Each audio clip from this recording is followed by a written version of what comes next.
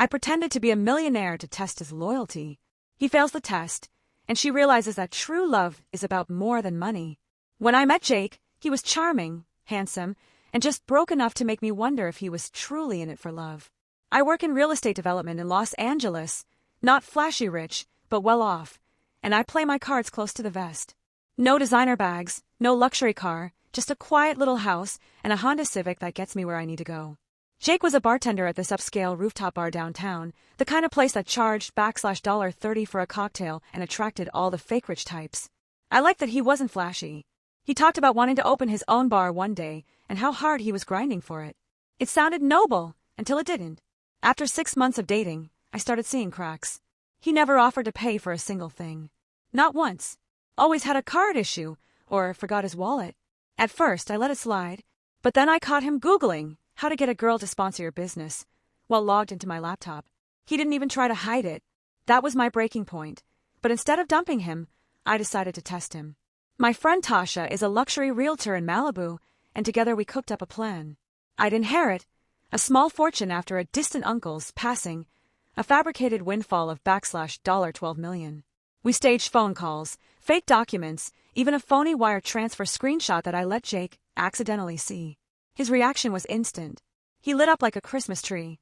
He started acting like a fiancé overnight, buying flowers with my money, talking about our future, calling me Mrs. Harper like we were suddenly married. He even started calling off work shifts, saying, "You won't have to work soon either, baby." The kicker?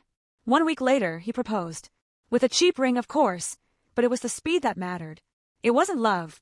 It was greed wrapped in charm. I said yes, but I had no intention of marrying him. Instead, I moved things along quickly. I played the part, the rich fiancé with endless resources. I told him I was buying a property in Turks and Caicos and asked him to manage it. Gave him a taste of fake responsibility. Then, I introduced him to a family lawyer, played by another friend of mine, and mentioned a prenup. You'd think I set his hair on fire. He flipped. "That's not what love is." "You don't trust me," he screamed. I calmly explained. "If you love me, what's the issue?" He left that night. 2 days later, I got a text. Asterisk, I need time to think. Asterisk. By the end of the week, I found out he had flown to Miami with a waitress named Dana from his old job. My friend Tasha, always a spy, sent me a photo. Jake on a boat, kissing Dana, champagne in hand. He failed the test, but I wasn't done. What Jake didn't know is that I had documented everything. Screenshots, recordings, and even some very unflattering audio where he bragged to his friend about bagging a rich /TCH. I wasn't going to let it slide. I wasn't going to cry into my wine glass and let him walk off into the sunset with my dignity. No, I was going to rewrite the ending. And Jake, he was about to learn what happens when you play games with the wrong woman. Jake thought he had won. Thought he had finessed me out of a fake fortune and upgraded to a new girl who didn't ask too many questions. He had no idea that while he was busy sipping cheap champagne on a borrowed yacht in Miami, I was busy setting the stage for Act 2. First, I made a burner Instagram account. I filled it with luxury photos, penthouse interiors, designer bags, fake events. A couple of my friends helped fill it out with comments and followers, enough to pass for a real influencer lifestyle. Then I started posting cryptic captions. Some men chase money. Some women print it. Watch me. I tagged Jake's handle in a few stories, just enough to get his attention. And sure enough, he viewed every single one. Every damn time. Then came the real move. I reached out to Dana, the girl he ran off with, using a fake name, pretending to be a journalist working on a piece about influencers who scam women. I baited her into talking. All I needed was a few crumbs. She gave me a whole pie. Turns out, Jake had told Dana I was crazy. That I'd been emotionally unstable and obsessed with him. He said he left me because I faked being rich to manipulate him. Not only that, he was now planning to start a business with Dana's savings. That's right. He was already trying to bleed her dry, too. And she believed him, until I sent her the voice recordings. I'll never forget that phone call. She cried, not because she loved him, but because she realized he had done this before. Apparently, Dana wasn't the first girl he'd manipulated. She was just the most recent one dumb enough to fall for it. Now that I had her on my side, I laid the groundwork. We staged a confrontation. I arranged to run into them at an exclusive rooftop party in LA. My friend's fiancé worked security and helped us pull the strings. Jake's name was on the list, thanks to Dana. I made sure he thought it was her idea. I wore a killer red dress, borrowed diamonds, and the quiet confidence of a woman who knows exactly what she's doing.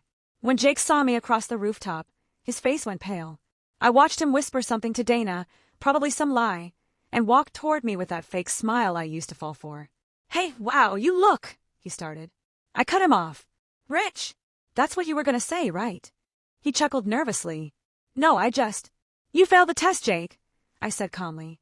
"There was no inheritance. No millionaire uncle. Just me. And you couldn't even love that." Dana stood behind him now, arms crossed, face cold. "I know what you said about me," she said. "All of it." Jake froze. His eyes darted between us like a cornered animal. That night, I let him spiral in front of 100 wealthy strangers. He tried to salvage it, tried to charm his way out, but the damage was done. I posted screenshots from our fake prenup fight, the inheritance lie, the voice recordings, all anonymously, on a private gossip forum that catered to LA's elite scene. Within a day, the story had spread like wildfire.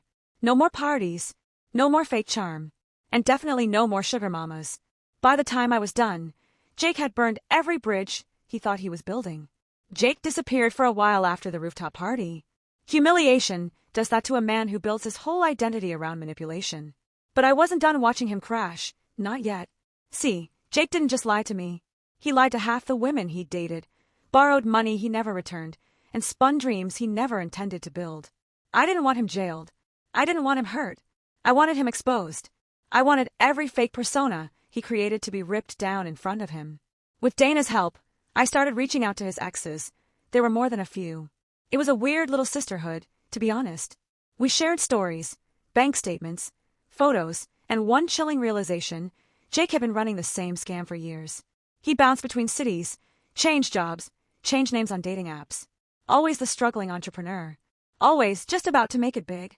One of the women, Eliza, was still chasing Jake for $8,000. He convinced her to invest in his bar idea. She was the one who tipped me off about his next scam. Jake was trying to launch a fake business consulting brand online. A shoddy website, some paid for followers, and, of course, testimonials from women he'd scammed. So I bought the domain name for his brand, the actual one he was planning to launch, before he could. Then I rebuilt it. But instead of a consulting business, I turned the homepage into a digital archive of Jake's lies. Names redacted at first, but evidence real. Screenshots, voice notes, receipts. A curated, cleanly designed portfolio of everything he was. When the site dropped, it blew up. It was shared in private Facebook groups for women in LA, on X, Twitter, Reddit forums, even picked up by a few toxic dating YouTubers. Some called it the Tinder swindler, but broke. People loved it. And just like that, Jake's consulting scam crumbled before it started.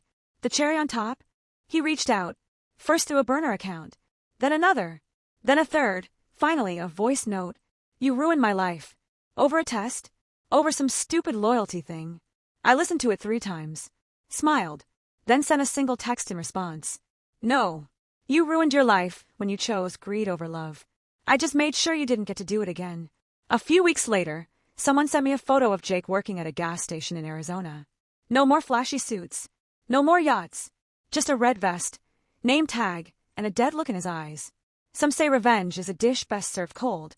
But this was warm, quiet, clean. Like watching the sun rise on the ruins of a life he built on lies. I never wanted to hurt him. I just wanted him to know that behind every woman he thought he could manipulate was one who would make sure he never forgot her. I appreciate you watching till the end. Hit that subscribe button and stay tuned for more content.